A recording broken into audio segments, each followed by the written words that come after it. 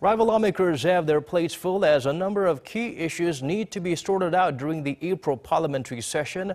But from the start, they could not narrow differences while trying to finalize the 30-day schedule. Kim Min-ji has the latest from the National Assembly. Korea's parliament is in a race against time to reach a consensus on amending the country's constitution.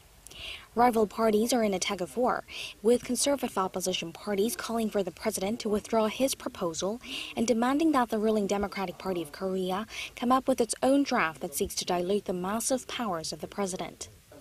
The ruling party, meanwhile, wants a deal struck by no later than May 4th, giving it just enough time to meet other legal procedures so that it can hold a referendum on the revision in tandem with local elections on June 13th. The National Assembly Speaker on Monday called on parties to put aside their bickering and make sure they are productive in April during his regular meeting with floor leaders. Please do your role so that the National Assembly can be productive and support the people. The April session will likely be the last before my term ends in May. I call on floor leaders for efforts to pass many bills and also deal with the constitutional amendment. I will also do my best. Monday's meeting also saw a new player on the political scene.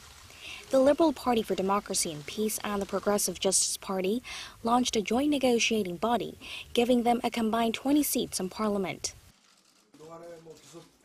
Until now, we haven't been able to come to the negotiating bloc due to a shortage in parliamentary seats. Our new bloc will be at the forefront of making efforts to hammer out deals. When it comes to the government structure, parties need to put aside their political interests and think of what the people want. The new negotiating bloc is expected to give the ruling party a degree of backing due to its left-leaning tendencies. The new four-party setting is expected to end up creating a 2-against-2 composition. For now, it seems that the April session will be unpredictable given that neither side has an overwhelming lead in parliamentary seats. In fact, the start of the April extraordinary session also got off to a rough ride.